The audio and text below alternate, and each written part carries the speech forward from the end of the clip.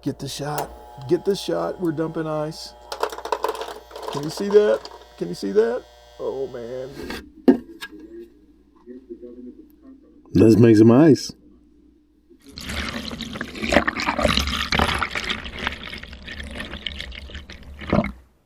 Okay, here it is. The Frigidaire Countertop Ice Maker. This is the 26 pounds per day model. There are a lot of different brands, a lot of different names. They're all over Amazon, Costco, Walmart, Sam's Club. If it looks like this, they're all the same components inside. They make the same kind of ice. It's called bullet ice.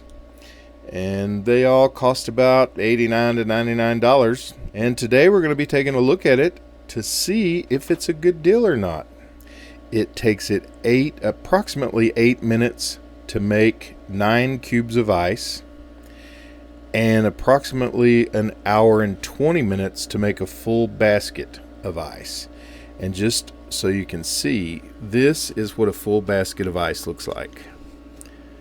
Now, when you get your countertop ice maker home and unbox it, an important thing to remember is don't turn it on until you've set it up on the countertop or wherever you're going to leave it for at least 2 hours. And this gives the oil and the refrigerant time to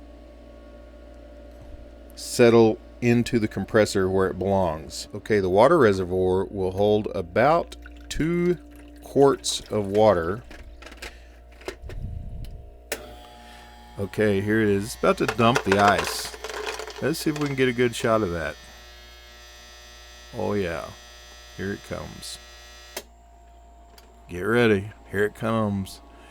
That's the ice sweeper. Dumps it in the basket. Pretty cool, huh? We're about to get us a full basket of ice here. Okay, I want to show you this. Can you see back here where the water's pumping out? The water just goes from this water reservoir through a pump where it gets pumped into this water tray for a few seconds. Okay, refrigeration flows through this coil here, and it forms these bullet ice cubes by freezing the water around each one of those little extensions on the coil.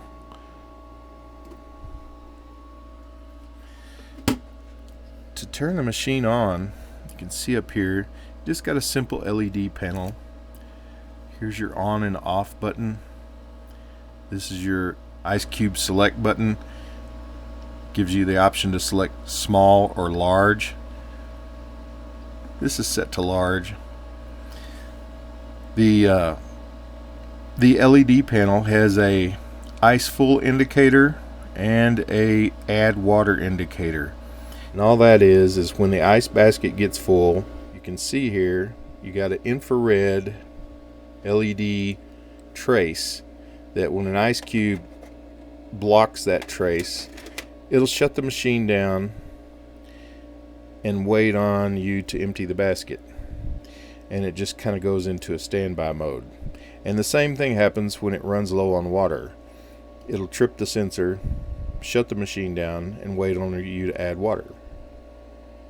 This ice machine, and most of them like it, takes 7 or 8 minutes to make 9 ice cubes or bullets, and about an hour and 20 minutes to fill the basket. So it is capable of making 26 pounds per day, but that's if you're monitoring the machine and dumping this basket every time it gets full, putting it in a bowl or a bag or a Ziploc baggie, whatever, toss it in your freezer, and just keep doing that back and forth. You can accomplish 26 pounds per day, but most people aren't going to be able to do that, or they're not going to want to do that. It will make quite a bit of ice though. One of the features about the machine that I kind of like is when this ice basket gets full, the machine will shut down, and this compartment is not, this is not a refrigerated compartment. It is cooled by this coil and the water that's flowing over that coil. So the compartment is cold and it is insulated, but the ice will slowly melt. And as that ice melts, it just drops down into the water reservoir and gets recirculated through the system. And when it detects there's no ice in the way anymore, it'll start making ice again. So you constantly have a full basket of ice. But if you want to achieve large amounts of ice with this machine, you're going to want to monitor it like I was talking about. Dump the basket, put it in a bowl, freeze those ice cubes, rinse and repeat. And it can be done. Okay, something else important to point out is if you look down in here, can you see that little plug at the very bottom of the water reservoir? Not this in this corner. That's just a water screen that goes to the pump. But right there, there's a little plug. That's on the bottom of the machine down here. And that's your drain plug. You pull that out. It's a little silicone plug. Pull that out, put a bowl under the machine or put the machine over the sink and drain it out after use. And that's just part of your cleaning regimen.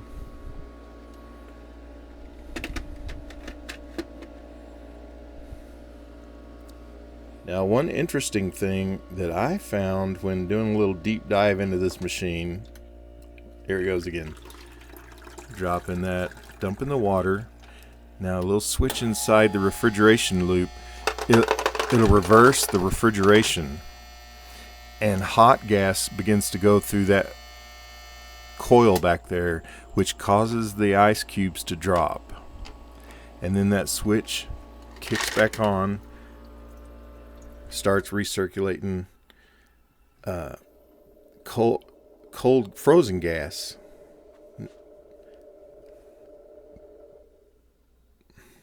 Okay, the machine just shut down, and that's because there's an ice cube right here and this one right here blocking those infrared sensors.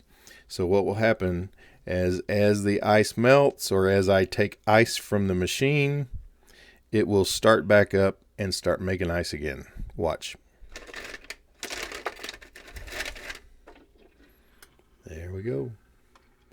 She's back at it.